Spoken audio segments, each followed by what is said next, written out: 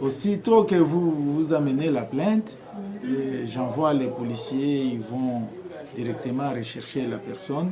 Et si une fois on a mis la main sur lui, directement on vient, on vous entend sur PV, on vous confronte s'il y a des zones d'ombre, et puis on trouve la solution. Si à notre niveau, les degrés d'infraction est plus élevé, plus de 3 mois, 6 mois, directement, on défère les dossiers au parquet. Oui. Et c'est là où ça va évoluer. Oui, si nous faisons la ronde de notre territoire de Moba, nous voyons qu'il y a d'autres villages, encore des grands villages où on ne trouve pas la police.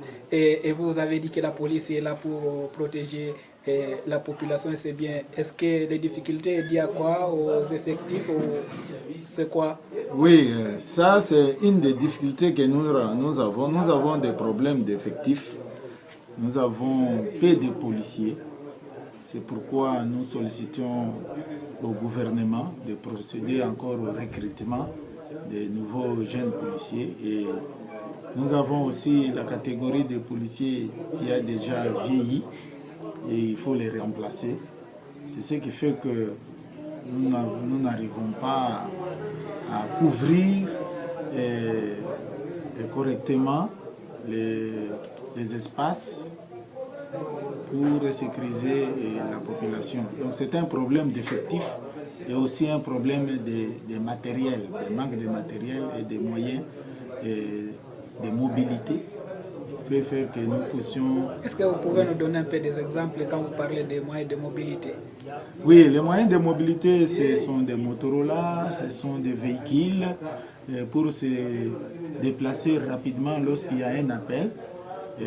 Par ailleurs, quand nous parlons ici de police, nous pensons aussi des polices de proximité.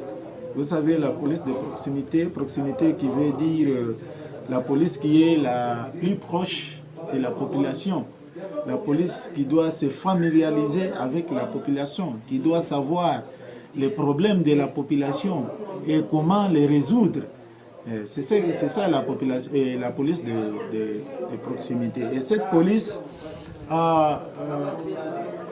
selon les constituants, on l'a réduit en 3 P et 3 R, c'est-à-dire proximité, partenariat et prévention.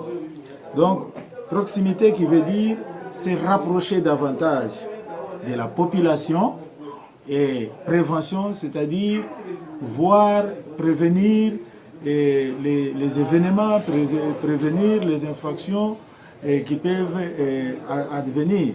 Et nous avons les partenariats, c'est-à-dire nous avons d'autres couches de la population que nous devons nous associer avec pour trouver des solutions aux problèmes de la population. Puisque dans la prévention, comme nous l'avons dit, c'est identifier au préalable les problèmes qui peuvent ronger la société. Les vols, des violences sexuelles, des viols, tout ça. C'est des infractions, par exemple, nous voyons qui se répètent dans la société et on prévoit, on prévient, on identifie et on cherche maintenant des solutions. Et les solutions viennent par les 3 R qui dit nous avons la résolution des problèmes, nous avons la redevabilité, c'est-à-dire quand il y a un problème, par exemple, qui est arrivé dans la société, vol et tout ça, lorsque les gens ont beaucoup crié, ils ont beaucoup parlé, et que la police fait ce travail, il arrête par exemple les malfrats, des voleurs, nous sommes redevables à la population, donc nous devons leur montrer le travail que nous avons effectué. Et ce travail que nous faisons, nous devons le faire dans le respect des droits de l'homme. C'est-à-dire, lorsque nous arrêtons les personnes, nous devons les traiter dans le respect des droits de l'homme. C'est ça les 3 R, donc la résolution, la redevabilité et le respect des droits de l'homme. Les 3 P, c'est la proximité, la prévention et les partenariats. Donc, c'est une police qui est monté pour chercher à trouver aussi des solutions qui peuvent survenir dans la société. Oui, et pour le moment, maintenant, dans le territoire de Moba, que nous avons évoqué dans notre émission, et le territoire de Moba est très vaste. Vous saisissez comment des problèmes qui se passent à l'intérieur, par exemple, à Mupanga, c'est à peu près 300 km, à Moussosa, c'est à peu près 250 km, à Foube, là-bas. Comment vous saisissez des dossiers qui se passent dans ce milieu? Oui, à Foube, nous avons un commissariat qui est là. Et à Moussosa, nous avons un sous-commissariat. Et pour se saisir des infractions qui se produisent là-bas, donc nous demandons à la population de dénoncer s'il y a des mal qui prévaut dans une contrée, que la population aille vite dans les postes de la police les plus proches pour annoncer. Et les policiers qui sont là peuvent se précipiter sur le lieu pour faire les enquêtes et arrêter les malfrats.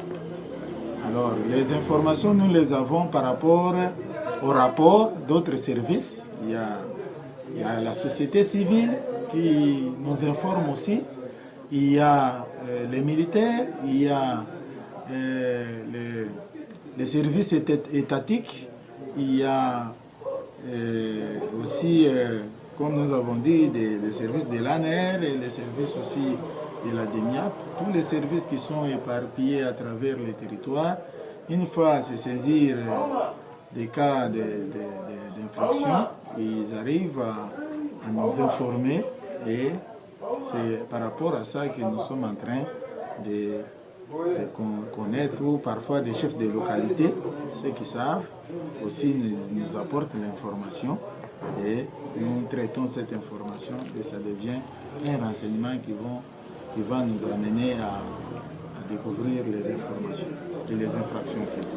Oui, il y a encore des personnes qui ont peur si ils voient la tenue de la police. Quand cette personne voit la tenue de la police a peur, quelle est la demande que vous pouvez faire à cette population et à la police peut-être pour améliorer la collaboration afin de réussir la mission de la police qui est de protéger la population et c'est bien?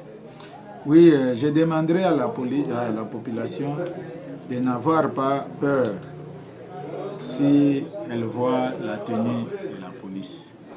Cette tenue de couleur bleue, la couleur bleue veut signifier la paix.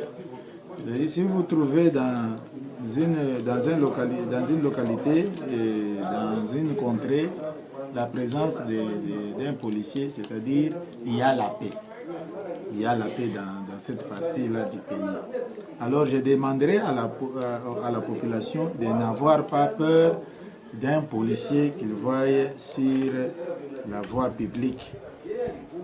Oui, je sais que c'est suite à un comportement des policiers mal intentionnés qui fait que la population puisse avoir peur de leur comportement, par exemple des extorsions, des menaces, des tracasseries qui font peur de la population, puisque nous avons tous la même tenue, qui est l'uniforme. Et si un policier avait mal traité les gens dans cette partie-là ou dans ce coin-là du territoire, directement, on généralise, puisqu'on ne saura pas distinguer que celui-là c'est un bon policier, celui-là c'est un mauvais. Directement, vous voyez cette couleur-là de la tenue, vous dites que non, tous sont les oiseaux de même plumage, donc tous sont mauvais. Mais je demanderai à la population de n'avoir pas peur. Si un policier commet des gaffes, se comporte très mal vis-à-vis de la population, vous allez venir l'accuser, dénoncer ça. Si vous avez peur, vous allez à la société civile, vous dénoncez ça. Les gens de société civile n'auront pas peur de venir nous parvenir les messages. Ou vous pouvez, il y a des ONG, des droits de l'homme, vous pouvez aller là-bas, vous pouvez recourir pour porter l'information sur un policier qui s'est mal comporté.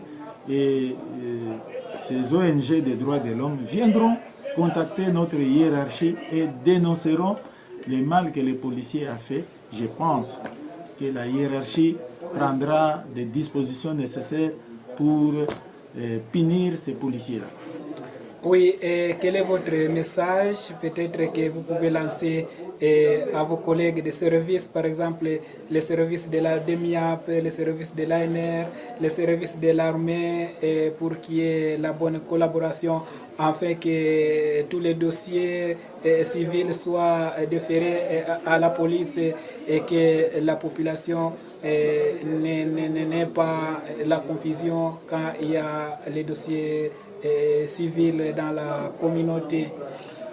Oui, pour nos collègues des services de sécurité, je leur demande de respecter chacun ses attributions. C'est-à-dire, si vous trouvez que le dossier qui est amené devant vous ne configure pas dans vos attributions, je vous demanderai d'examiner cela et de le transmettre à qui des droits. Si nous, par exemple, de la police, nous trouvons que c'est un dossier purement militaire, je dois aussi transférer ce dossier au service des renseignements militaires ou à la DEMIA ou encore à l'auditorat militaire. C'est ce qui fera aussi notre force au lieu de chercher à traiter des dossiers. Parfois, vous allez traiter mal, puisque ce n'est pas dans votre domaine, ou soit vous allez banaliser les dossiers, alors que ces dossiers devaient être un dossier sérieux, ou soit vous aggravez seulement un dossier qu'il fallait tout simplement apporter des conseils à la population, mais vous arrivez à arrêter les gens arbitrairement et c'est pas bon. Donc que chacun puisse regarder ce qui est prévu par la loi, puisque la loi a tout prévu, et selon chaque service, ce qu'il doit faire. Et il suffit de revoir la matière. Et je pense que nous allons bien marcher et il n'y aura pas de tiraillement. Et la population sera contente de notre État, de notre pays, puisque nous avons besoin de protéger cette population, que cette population vive dans la paix, que cette population vive dans la sécurité, dans la tranquillité totale. C'est ce qui est important à faire. Monsieur le commandant du commissariat de la police nationale congolaise, à Moba Kirungu, nous disons merci. Merci beaucoup, messieurs journalistes. C'est la fin de notre magazine qui a parlé sur la mission principale de la police nationale congolaise. Je dis merci à tous et toutes, chers téléauditeurs, auditrices de la télévision Léon Léo, pour avoir été avec moi dans cette émission. Merci aussi au directeur de la télévision, M. Boulamba Odon, pour m'avoir accordé l'espace, et à M. Iboala Ekone Chamboui pour son accompagnement. Moi, c'est Isidore Kachulo qui vous ai présenté ce magazine à partir de Moba, province du Tanganyika, à l'est de la République démocratique du Congo, Afrique centrale.